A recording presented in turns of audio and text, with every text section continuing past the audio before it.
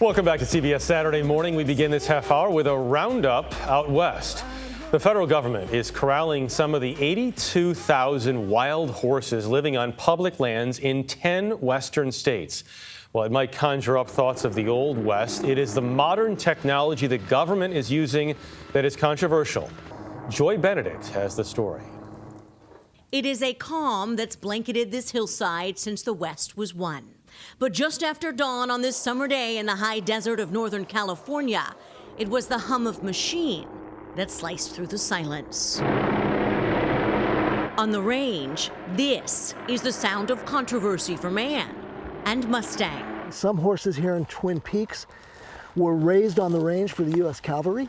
Jeff Fontana has been working these lands for more than 30 years with the Federal Bureau of Land Management. It's charged with caring for America's wild horses. They're living symbols of the historic and pioneer spirit of the West.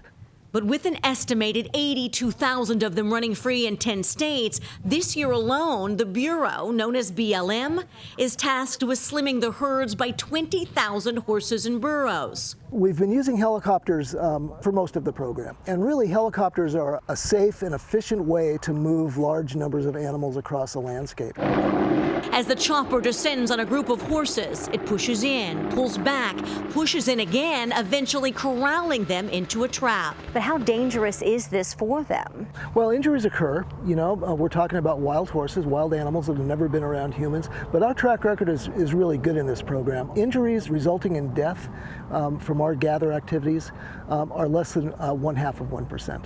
But of course, you have to understand how traumatizing or sad it is for the public to see you lose any horse. Sure. It's also a situation we're trying to avoid, losing horses on the range due to degraded resources.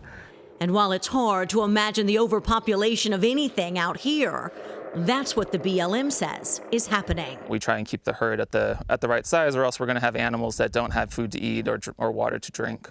Jason Luderman works for the National Horse and Burro Program. It's operating 46 roundups in the West this year, including this one in California. Wild horse and burro herds increase at 15 to 20% a year. If we weren't here to manage that growth, the herds will keep growing. Eventually, they will degrade the land enough to where they will run out of food and water. So you're basically saying that you manage the herd to keep the herd?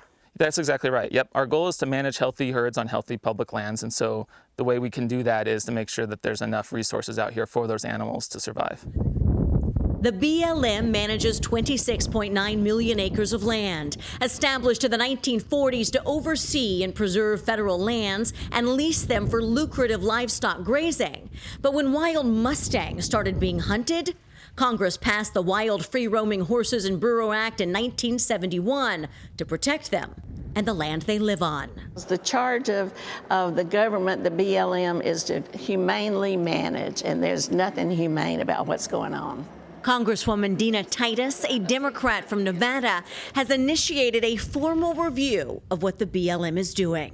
It wasn't until some of the activist groups started tracking those roundups and taking video of them that I realized just how horrendous they are.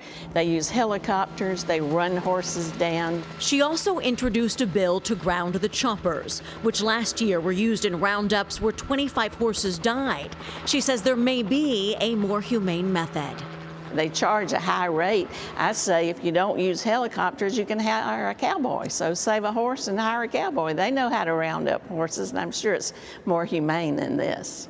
The Bureau of Land Management spent more than $450 million in the last 5 years on its wild horse and burro program. $25 million went to gathering animals, but most of the money goes to caring for horses in long-term captivity. Unadopted animals are cared for long-term in what we call off-range pastures. These are big open grasslands for these animals to roam for the rest of their lives. And yes, it does cost about 60% of our budget to care for the unadopted and unsold animals. And although the horses are up for adoption, that program is drawing concern as well, as the BLM only monitors adopted horses for the first year. We don't place them in private ownership if we believe that people have the intent to sell them for slaughter, and we try to monitor that as best we can. But still, it does happen. It's happened. You know, I can't deny that those kinds of things have happened. It's something that we're acutely aware of and always on top of. And as for using cowboys to round up Mustangs, they stopped doing that back in the 70s. And I've talked to people who worked in the program prior to the use of helicopters, and moving horses from horseback was just a really, really difficult situation. But on this morning, the Bureau of Land Management collected 46 horses, including 6 foals. Most of the animals were sent to temporary holding facilities, except 2. A vet euthanized them for poor health.